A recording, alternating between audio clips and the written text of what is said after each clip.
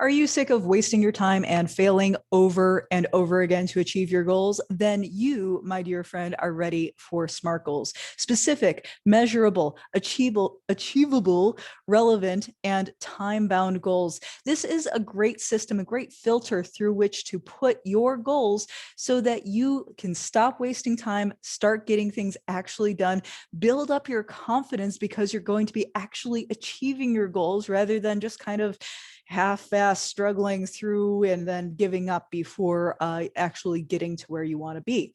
So in previous episodes, we talked about how, while I love a beautiful acronym like SMART, and this is a very smart way to format your goals, the acronym really kind of is out of order. The first thing you're going to want to do is make sure that your goal is relevant. If your goal is not relevant to what you want to do, what you want to be, your life, why do you want to do the dang thing? If you cannot answer why you want to do what you want to do, if your goal is not actually relevant, guess what? Doesn't matter how good you do on the rest of this acronym, is just going to fall apart on you because you really won't care, right? There are going to be days when you care less anyways. So you want to really make sure that whatever goal you are trying to set out on, you're able to answer a bunch of really relevant reasons why you want to do this goal.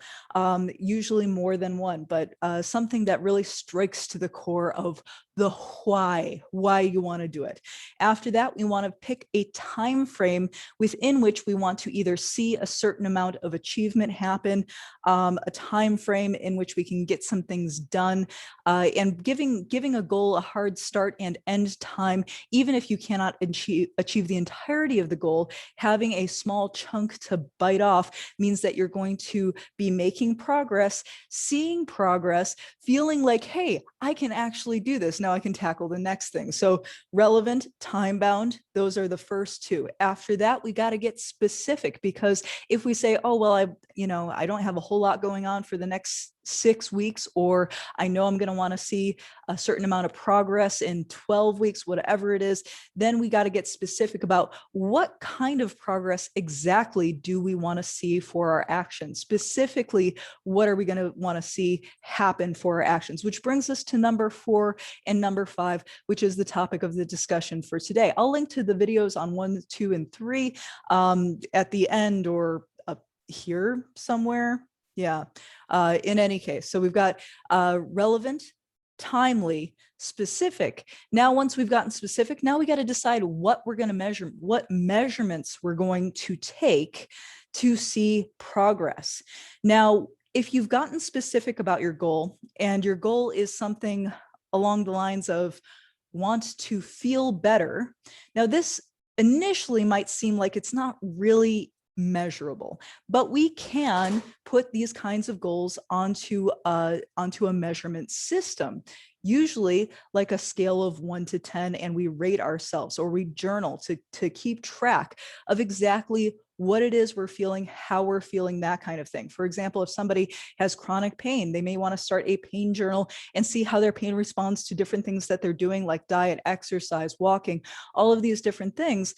And then they can begin to measure on a scale of 1 to 10. Hey, how am I feeling today? How am I feeling today? How about now? And see those numbers hopefully decrease over time. Same thing if you're tracking weight on the scale, which honestly, if you've got weight loss or fat loss is one of your goals, please do not only track weight on the scale, but also measurements, because remember, fat is more voluminous than its equivalent weight in muscle. So we want to make sure that we're taking measurements that we can see actual progress on. So the scale may fluctuate all over the place and eventually go down. Measurements are going to be a little bit more consistent. So picking, like circumference measurements, inches. So picking the right kind of measurement for your specific goal is really important. And sometimes doing multiple measurements is important to see that progress. For somebody who has a fat loss goal specifically, I recommend weight on the scale, plus circumference measurements, plus progress photos, because all of these things combined will give you a more realistic view of whether or not the actions that you are taking as part of your goal are actually effective, right? And if they're not effective, you're going to want to change course in an intelligent way at the end of the thing. But if you're not sure if they're effective, well, then you're floundering for what, another 6-8 weeks until you give up. It makes a huge difference to how long you stick to and whether or not you achieve your goals, whether or not you put them through some kind of filter like the SMART goal system. So again, once you have established what you're measuring for your specific relevant goal for the time frame during which you're going to measure it, then the last one, number 5, and why it's not getting its own video, it's pretty simple. Is it achievable? Okay. And for a lot of people, this is a simple, I think I can, or I think I can't, right? A lot of times when we're trying to achieve a goal in a realm where we are not necessarily well versed, right? Because most of us are striving in areas of growth. That means areas where we're not already experts. We don't necessarily always know what to expect. We don't always know if it's achievable. Sometimes goals are lofty. Sometimes we challenge ourselves within the time frame allotted and we don't even realize it. Now, one way to tell if something's achievable is you could say, oh, well, have other people achieved success doing this same thing like I'm doing right now before me? Sometimes it's just, well, I think it's achievable, but you won't know until you know, right? So you got to actually get up there. You got to climb that hill saying, I think I can, I think I can, I think I can. And then, hey, if you don't, guess what? You don't have to feel like a failure, because now, because you've put it through the SMART goal system, you have collected data that will allow you to make another attempt, a more successful attempt, a better informed attempt, right?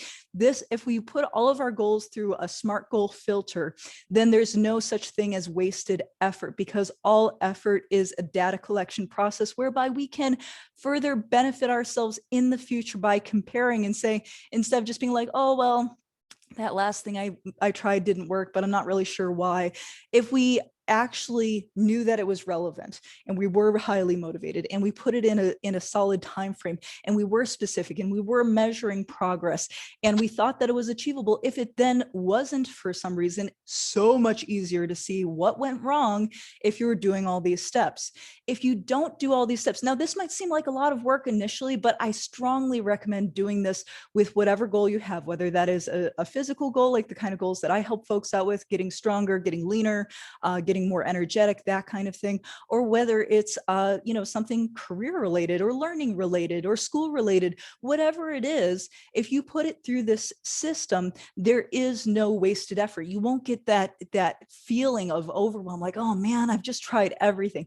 I've tried everything and nothing works and I'm just tired. We want to avoid that entirely. And how you avoid that is actually getting a good beat on what's going on by putting it through this filter. So yes, let me know in the comments what your SMART goals are.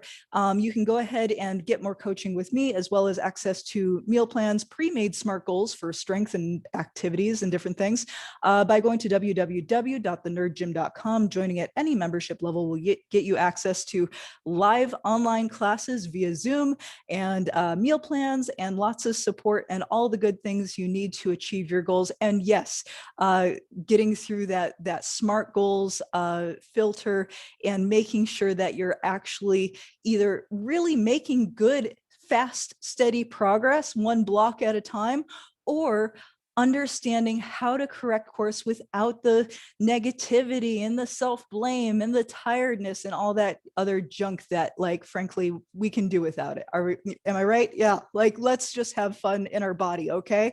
So get those SMART goals. Let me know what your SMART goals are in the comments, and I will see you next time. Bye.